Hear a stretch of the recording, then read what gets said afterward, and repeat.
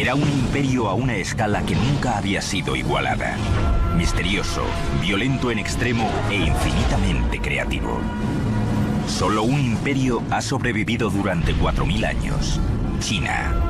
Emperadores todopoderosos movilizaron inmensos ejércitos de campesinos para crear proezas de ingeniería sin paralelo en la historia humana. Una tumba dorada con ríos de mercurio fluyendo. Es difícil creer que algo así pueda ser solo producto del trabajo humano. El canal más largo del mundo. Una flota naval más poderosa que ninguna otra que haya surcado los mares. Pero nada puede compararse con el monumento que cambiaría la faz de la Tierra, la Gran Muralla de China. Esta es la mayor gestión de un proyecto en la historia.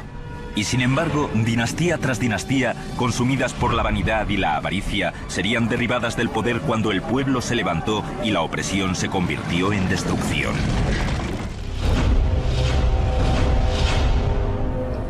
En el amanecer de la civilización, los chinos estaban ahí. Y aún siguen aquí. Hola, soy Peter Weller. Cuando los egipcios construían sus pirámides, los chinos ya tenían suntuosos palacios para sus reyes.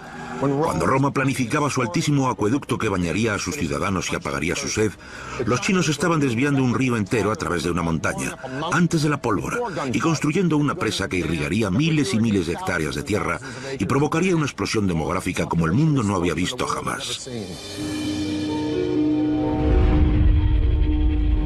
Hace 4000 años, la civilización china creció y se expandió a lo largo de una vasta área. Un tercio mayor que Estados Unidos. Pero durante siglos, en China reinó la confusión.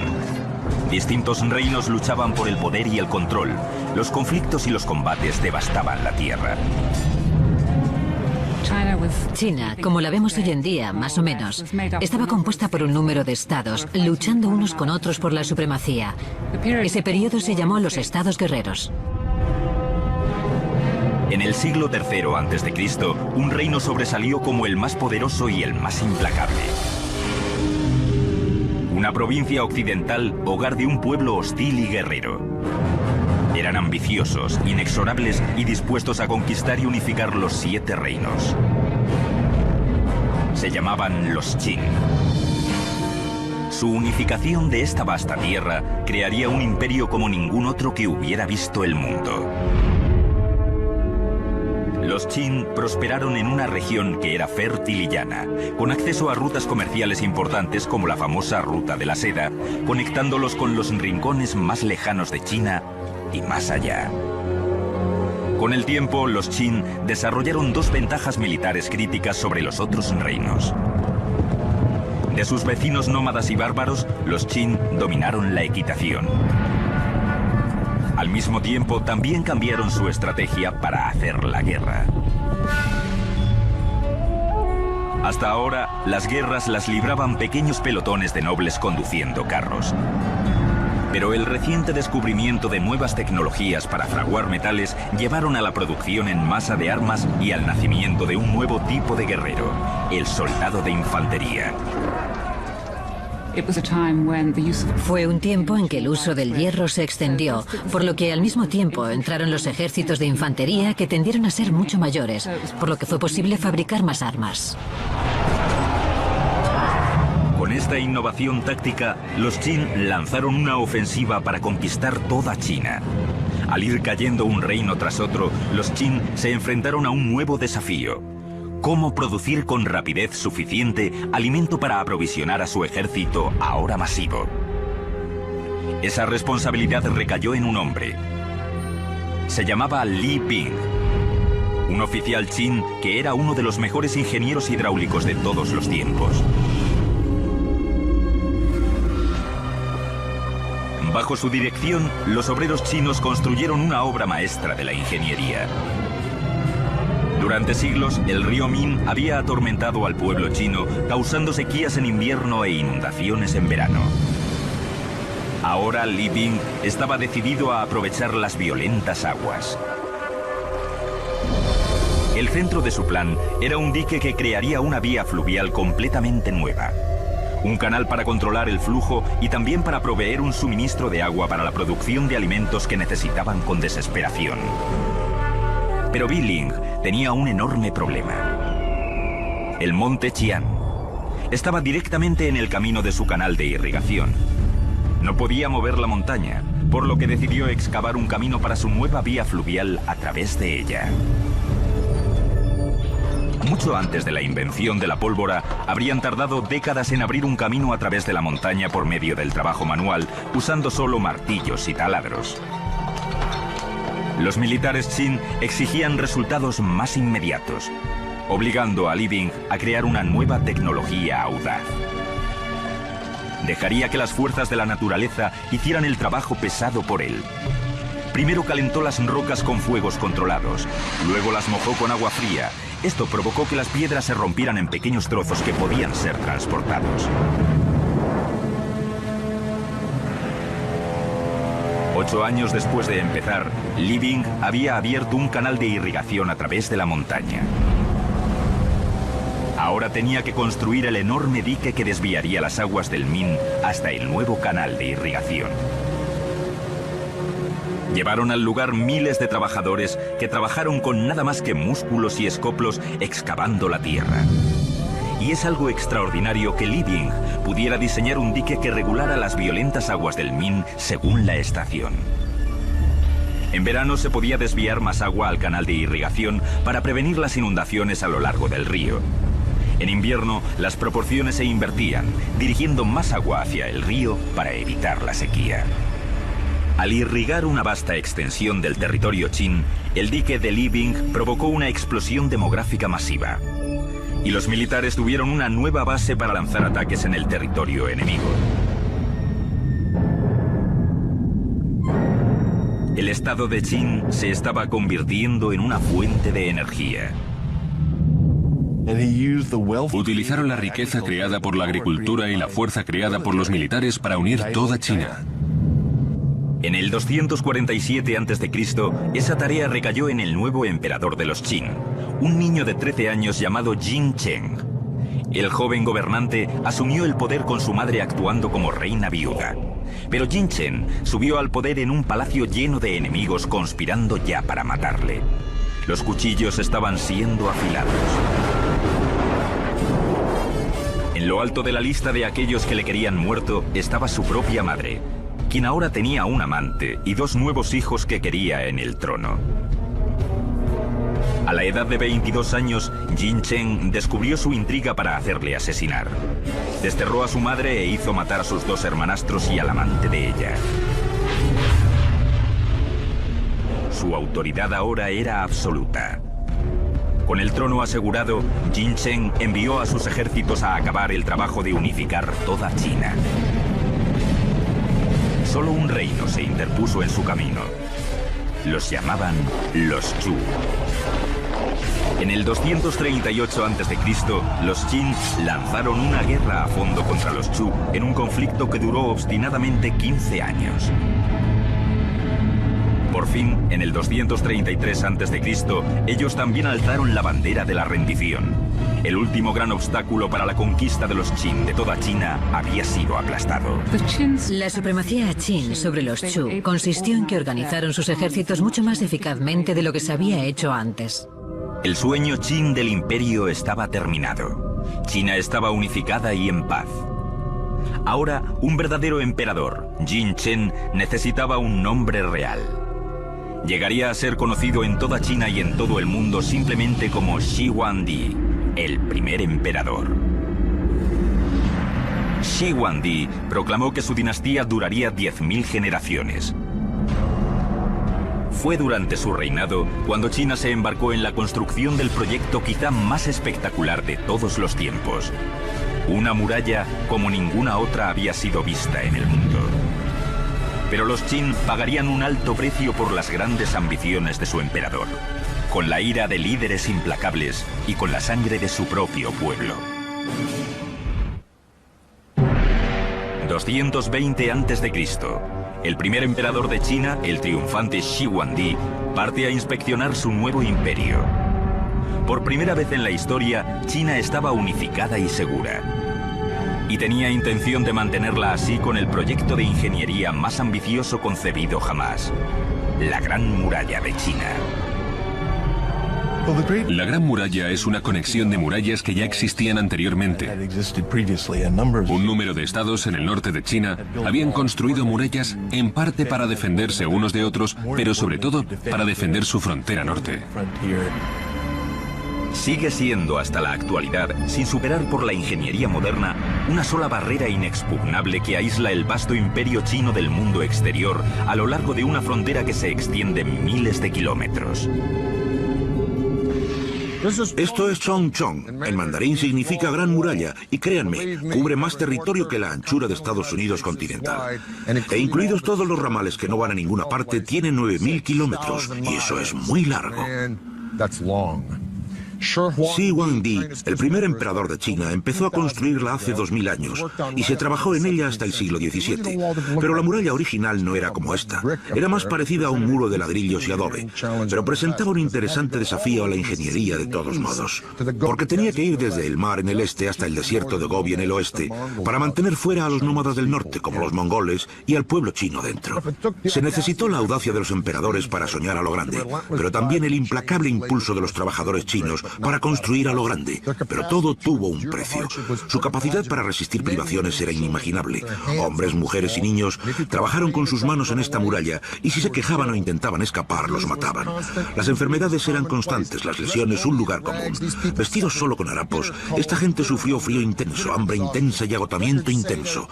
Los informes dicen que en el apogeo de la producción de esta muralla, cerca de 1/5 de todos los trabajadores de China, 1 millón de personas, trabajaban aquí y 1/4 de esas personas murieron.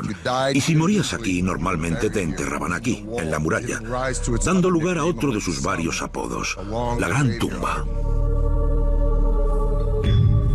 Millones de brazos, piernas y espaldas se rompieron construyendo esta muralla.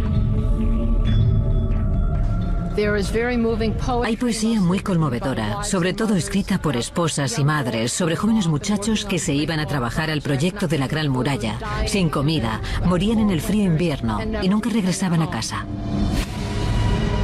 Pero la fuerza bruta no sería suficiente. Diferentes regiones tenían terrenos muy distintos y materiales de construcción variables a mano. Siempre que era posible, los ingenieros añadían a la construcción los muros ya existentes, pero la mayoría se construyó de la nada. Crearon un sistema brillante utilizando un material que tenían en abundancia. El método de la tierra apisonada es en lo que en China se llama un hangtu y consiste en construir un armazón de madera para encerrar el muro y empiezas desde abajo, digamos, con 2 tablas paralelas y luego echas gravilla y palos y barro y utilizas el extremo de un tronco para golpearlo hasta que está muy compacto y luego echas otra capa y sigues el mismo proceso y después colocas algunas tablas en la parte externa para mantenerlo en su sitio y sigues el proceso y sigues subiendo hasta que alcanzas la altura que quieres. Cuando estaba seco, se sacaba el armazón dejando un bloque sólido de tierra apisonada reforzado por las cañas de pita como las barras de acero que refuerzan el cemento moderno. El lado meridional, de cara a China, estaba defendido por un simple parapeto, mientras que el lado norte, de cara a los bárbaros, estaba almenado. Había una torre de guardia cada 700 o 1000 metros. Un camino pavimentado a lo largo de la cima de la muralla para las tropas e incluso los carros, haciendo de ella una eficaz ruta de comunicaciones, sobre todo para los soldados estacionados en cada torre.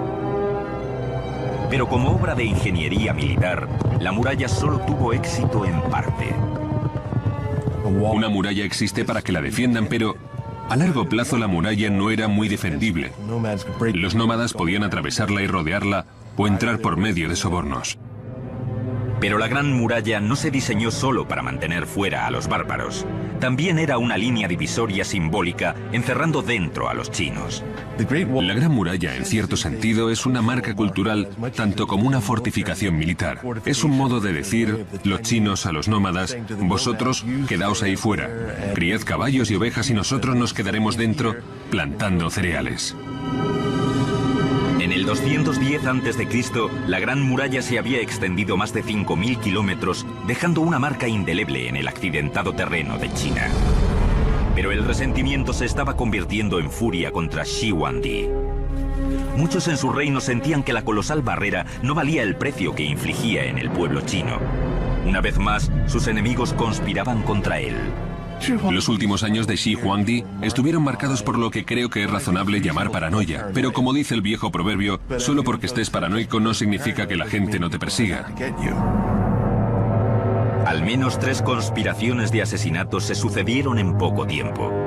Shi Huangdi devolvió el golpe convirtiendo a China en una auténtica prisión para su pueblo. Ordenó destruir todos los archivos históricos de su despiadado régimen. El castigo para todo aquel que no lo cumpliera era el trabajo forzado o incluso la muerte. Unas 400 personas fueron enterradas vivas para dar una lección a aquellos que hablaban contra el régimen. Cuando el hijo mayor del emperador objetó, incluso él fue desterrado. La brillante visión de Shi Huangdi había transformado China en un gran imperio, pero pagó el precio con un descenso a la locura. Ahora volvería sus obsesiones y su ejército de trabajadores hacia otra proeza de la construcción comenzada años antes. Un monumento a su propio miedo y muerte. En el 220 a.C., el emperador Shi Huangdi, había unificado China por primera vez. En la frontera norte, millones estaban esforzándose y muriendo, poniendo los cimientos del triunfo de la ingeniería característico de China, la gran muralla de 5.000 kilómetros de longitud. Pero el primer emperador no había acabado. Incluso mientras luchaba contra otros reinos chinos y sus propios demonios, Shi Huangdi comenzó a reunir a unos 700.000 hombres cerca de la capital, en China central, para construir el más personal de todos sus proyectos de ingeniería. Una tumba épica que había comenzado a planificar a la edad de 13 años. Era un proyecto monumental que requería el trabajo de miles y miles de personas durante mucho tiempo. Por su diseño era la tumba mayor y mejor que China había conocido. En 1974, unos granjeros excavando un pozo se encontraron cara a cara con un antiguo guerrero chino.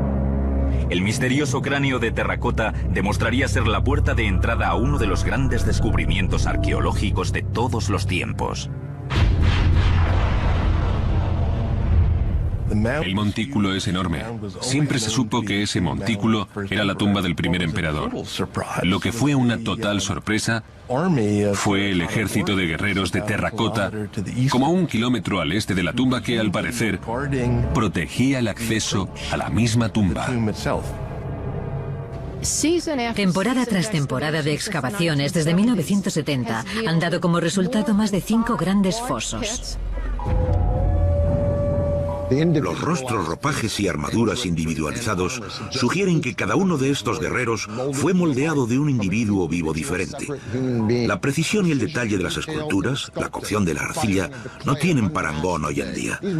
Estos guerreros son un logro colosal y algunos creen que el hallazgo arqueológico más grande del siglo XX, pero son solo la punta del iceberg, porque este ejército fantasma solo servía como un destacamento de guardia para una proeza de la ingeniería tan fantástica como el mundo no había conocido. La opulenta tumba de Shi Huangdi. Cada estatua mide entre 1,72 y 2,30 metros de altura, gigantes para su tiempo. Algunas pesan más de 270 kilos, pero fue la terracota misma la que dejó estupefacto al equipo que excavaba el yacimiento. La arcilla tenía una dureza superior a nada que hubieran visto antes, indicando que los artesanos de Shi Huangdi habían desarrollado una nueva tecnología revolucionaria. Hornos de fundición que cocían las estatuas a temperaturas de más de 1090 grados centígrados.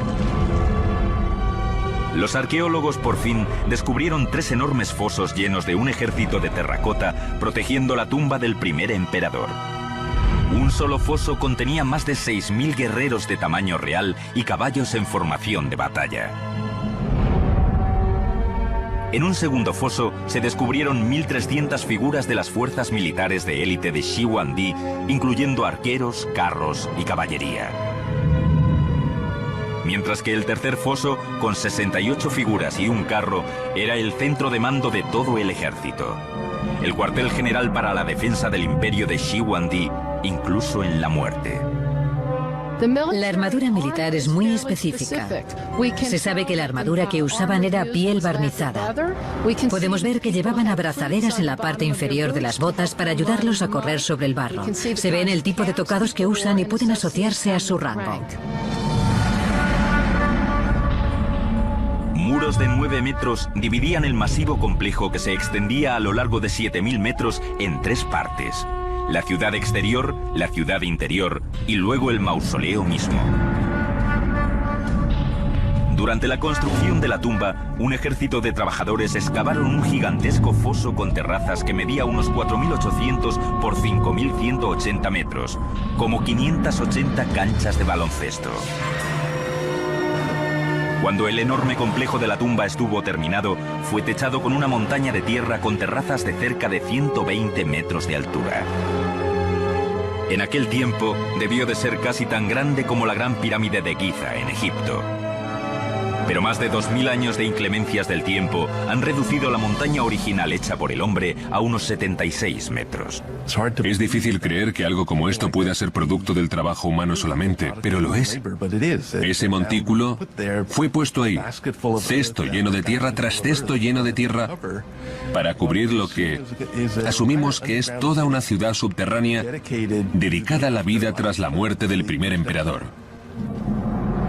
La tumba de Shi Huangdi es definitivamente la expresión de un hombre que quería que su imperio superara cualquier cosa que el mundo hubiera conocido. El techo se dice que es un cielo nocturno tachonado de constelaciones hechas de perlas.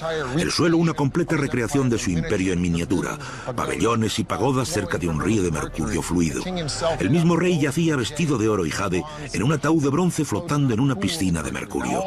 Todo esto es fantástico y alucinante, pero ¿es verdad?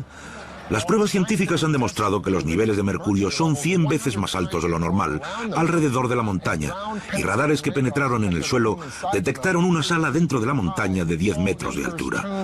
Por lo que la tumba del emperador quizás sea muy estrafalaria, pero vamos a tener que esperar para averiguarlo, porque el gobierno chino ha decidido no excavar el yacimiento hasta que tengan la tecnología para preservar lo que hay dentro. E incluso entonces, una vez que entren, puede ser un yacimiento muy peligroso. Había corredores y puertas trampa y trampas explosivas que se diseñaban para impedir el robo de tumbas. Asumimos que ya no están operativas después de un par de miles de años, pero seguro que el primero que entre en la tumba tendrá mucho cuidado. Shi Huangdi se había jactado de que la dinastía Qin duraría 10.000 generaciones. Pero solo 3 años después de su misteriosa muerte, el vasto imperio se hundió. El primer emperador pagó un precio enorme por su épico proyecto de ingeniería. La gran muralla y la magnífica tumba arruinaron el país y al final rompieron las espaldas de los campesinos chinos. Empujado hasta el límite, el pueblo se rebeló y China se precipitó en el caos. Shi Huangdi, el primer emperador de una China unida, ha muerto. Pocos lo lamentan. Muchos han anticipado con ansia el fin de la odiada y despiadada dinastía Qin. Una cruel lucha de fuerzas sobreviene por el control del imperio. En una palabra, fue caótico. Rápidamente, tras la muerte de Shi Huangdi, comenzó una guerra civil con varias personas compitiendo por el poder. En el 260 a.C., un nuevo gobernante sube al poder decidido a llevar estabilidad a China. Se llamaba Liu Bang.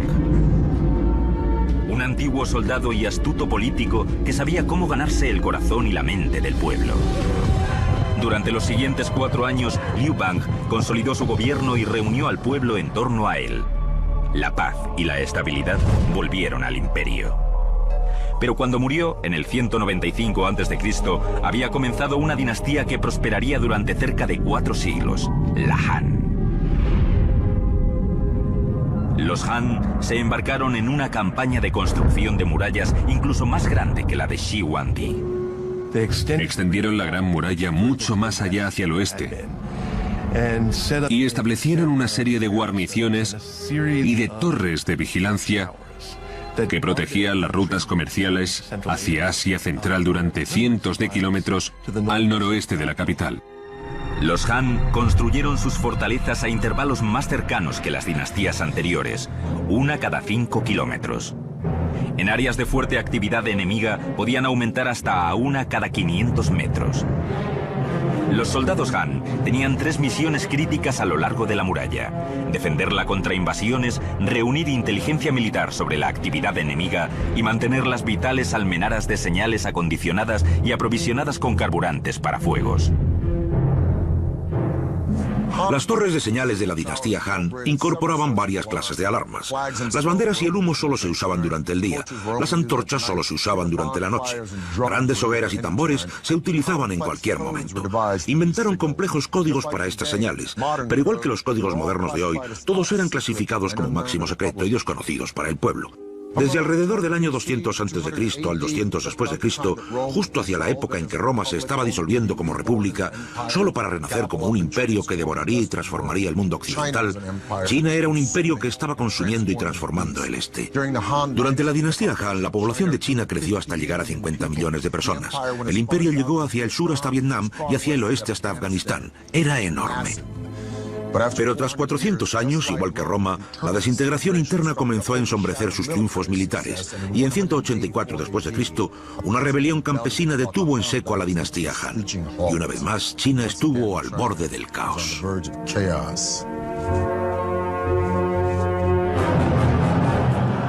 Durante 3 siglos, la guerra, la traición y la muerte gobernaron en China. Y una vez más, se necesitó una mano inflexible para acabar con la época de confusión. En el siglo VI, un pueblo del norte, el Sui, declaró la guerra al caos, conquistando una parte del imperio tras otra. Hasta que China estuvo unida otra vez, por primera vez desde la caída de la dinastía Han, 3 siglos antes. El emperador Zhang Di construiría el imperio Sui sobre la base de cerca de 1000 años de dinastías que llegaron antes. A diferencia de emperadores anteriores que se habían concentrado en fortificar China contra el mundo exterior, Zhang Di canalizaría sus energías hacia el interior y reforzaría su imperio dentro de las fronteras. China es vasta, y sus vías fluviales suministran los medios más eficaces de transporte a través de las enormes distancias. 2 ríos importantes atraviesan el país de este a oeste: el Yangtze, en el sur, y el río Amarillo, en el norte, pero están a 1600 kilómetros de distancia. China era una casa dividida. Zhang Di decidió hacer algo al respecto. Quería enlazar la China del norte y la del sur con una gigantesca arteria central, un gran canal, una especie de vía hidráulica para mercaderes, soldados y ciudadanos. Es muy común en China para construir cualquier proyecto grande de infraestructura. Se buscan vías fluviales existentes y se trata de hallar áreas donde se pueda conectar y enlazar todo el canal. Querían aprovechar la geografía natural. Este proyecto gigantesco de construcción exigiría más de 1 millón de días de trabajo por hombre, la mayoría de ellos excavando. Las condiciones de vida y trabajo eran horribles, duras y primitivas. Decenas de miles murieron de hambre, fatiga y enfermedades. Muchos simplemente murieron por palizas de los capataces. Se necesitaron más de 24 esclusas para crear una red masiva de canales. Cada vez que encontramos un canal natural de agua, necesitamos una esclusa para hacer una barrera entre el canal y el lago o el río. Cuando se hace un nivel significativo, tienes que construir esclusas para elevar el agua y los barcos con ella, para que superen cualquier elevación del terreno. Necesitaron 5 millones de trabajadores durante 6 años para construir el Gran Canal. Cuando estuvo construido, se extendía 1900 kilómetros y era el proyecto de canal más largo y más ambicioso que se había decretado en la Tierra hasta ese momento. Al conectar el río Amarillo con el Yangtze, el Gran Canal podía ahora transportar mercancías a más de 70 kilómetros al día.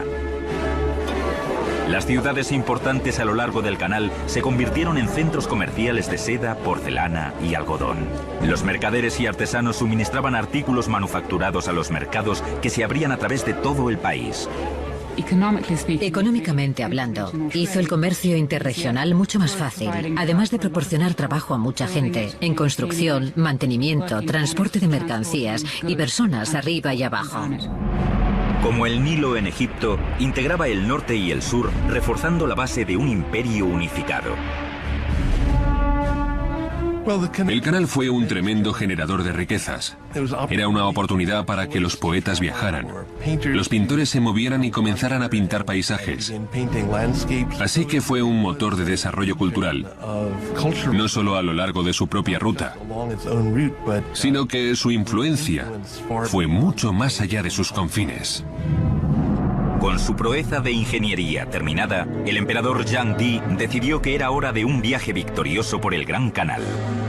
Fue un espectáculo estridente, con un séquito de miles de personas viajando con opulencia que bordeaba lo obsceno. El emperador tenía lujosas barcazas imperiales bellamente decoradas que podían llevarle por el Gran Canal. Y pasaba 6 meses al año disfrutando del soleado sur. El emperador redefinió el lujo exigiendo alimentos exquisitos e impuestos desorbitados de cada condado y ciudad a lo largo del canal. Cuando grandes cantidades de restos de exquisiteces eran arrojadas por la borda, los destituidos que construyeron el canal miraban desde la orilla desesperados. Pero una vez más, un emperador chino subestimó el poder del pueblo. Sus viajes de consumo ostentoso provocaron un sentimiento de ira contra su decadente régimen. En el 618 después de Cristo, el pueblo se rebeló en una serie de sublevaciones campesinas a través de todo el país. Una vez más, el caos consumió a China y pronto alcanzó al palacio mismo. El emperador Zhang Di fue asesinado por sus propios generales y la dinastía Sui tuvo un abrupto final. Pero con el imperio unido de nuevo, el escenario estaba preparado para la Edad de Oro de China. Y por primera vez, los ingenieros de China extenderían el alcance del imperio alrededor del mundo. Hace 6 siglos, una increíble armada de naves chinas cruzaba el mar de China antes de aventurarse hacia el oeste, a Ceilán, Arabia y África Oriental. Era una flota como ninguna otra que hubiera cruzado los mares. Juncos gigantes de 9 mástiles escoltados por decenas de naves de suministro, botes patrulla y transporte para los caballos de la caballería. La tripulación era en total de 27.000 marineros y soldados. Esta era la famosa armada de la poderosa dinastía Ming. Una proclama para el mundo de que tras un siglo de dominación mongola, China había sido devuelta a sus legítimos gobernantes. Al timón iba un almirante improbable, un plebeyo de la remota provincia de Yunnan que se alzó para convertirse en una de las figuras más poderosas de la dinastía Ming. Se llamaba Xiang Ha. Xiang Ha tenía 11 años cuando su ciudad natal fue conquistada por los Ming. Fue arrancado de su familia, llevado a la corte como regalo para el hijo del emperador y castrado. Los eunucos aparecen a menudo en la historia china y la razón por la que conseguían poder era porque tenían un acceso mucho mayor al emperador y a las mujeres imperiales, porque no constituían una amenaza. Xiang Ha pronto ascendió en rango hasta llegar a ser teniente general del emperador mismo. Juntos trazaron un plan audaz para conquistar los mares.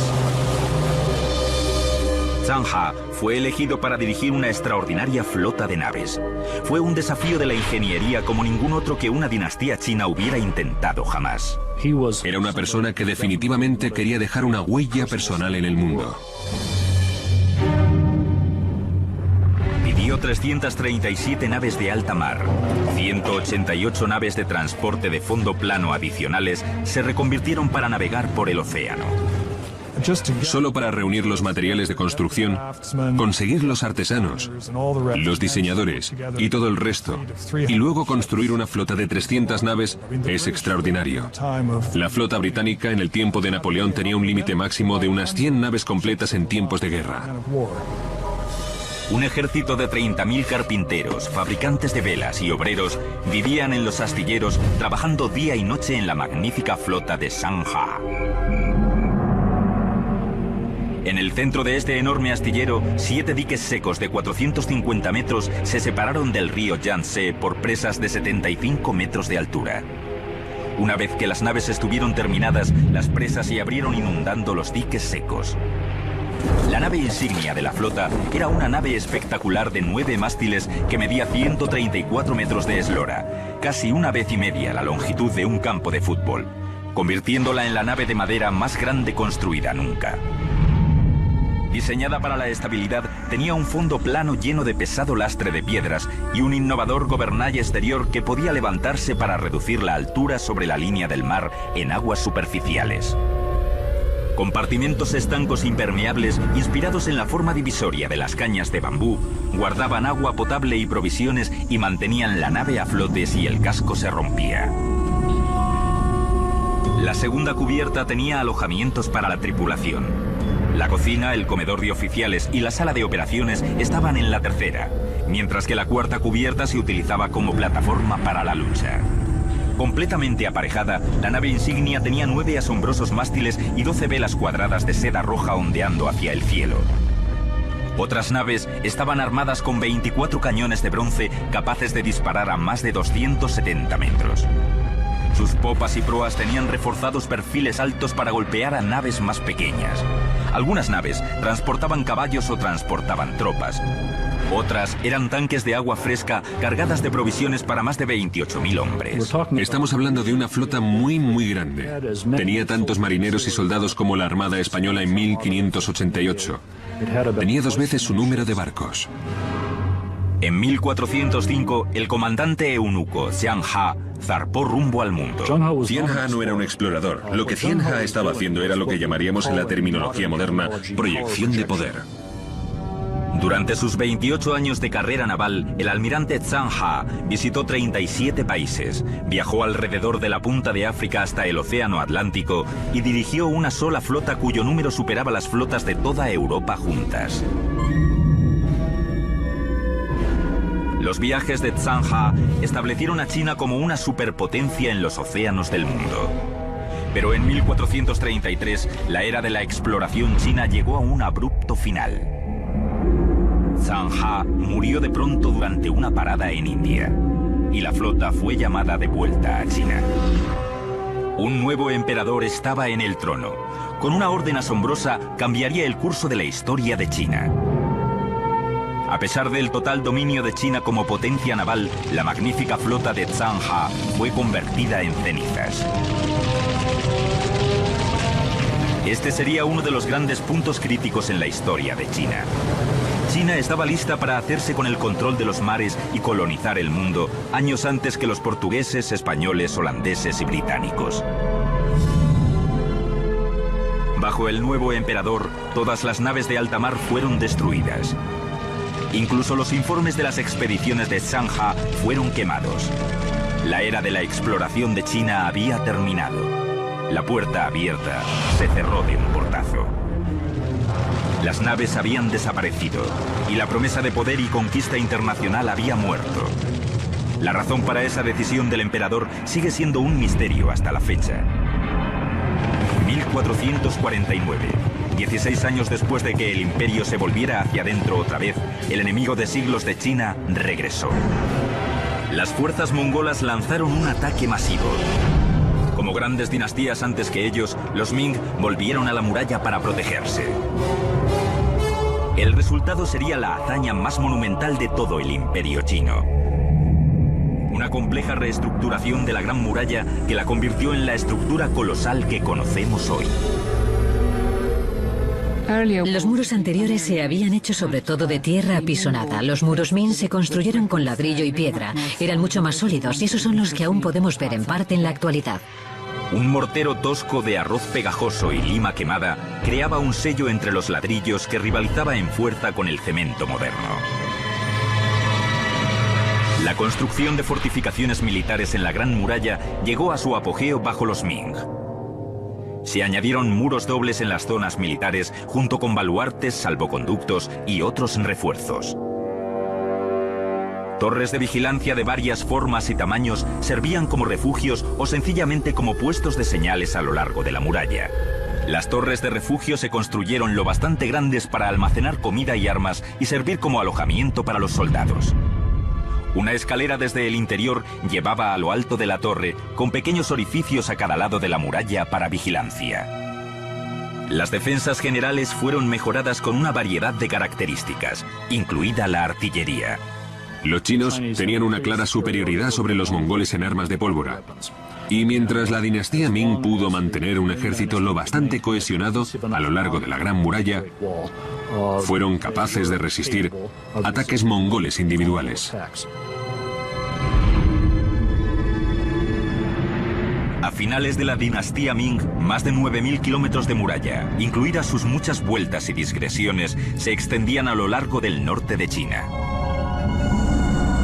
Durante un siglo y medio, la muralla se mantuvo firme. Pero en 1600, la dinastía tras ella se derrumbaba. Y una tribu extranjera conocida como los Manchú estaba reuniendo fuerzas en la frontera norte de China. El 26 de mayo de 1644, Beijing por fin cayó ante las fuerzas manchúes.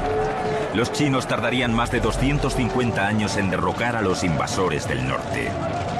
Pero cuando lo hicieron, emergió un nuevo reino chino como ninguno anterior, la China comunista. Nada simboliza más el poder duradero y la imaginación de los chinos que la Gran Muralla. De todas las civilizaciones que han alcanzado la gloriosa cima del imperio, solo una ha evitado el inevitable olvido que sigue. Los emperadores van y vienen, pero durante miles y miles de años, la dedicación, visión, resistencia y brillantez de este pueblo extraordinario han empujado a su civilización a triunfar una y otra vez, cuando otras sencillamente se han transformado o disuelto o desaparecido. En el amanecer de la civilización, los chinos estaban ahí y aún siguen aquí, y todavía no han terminado.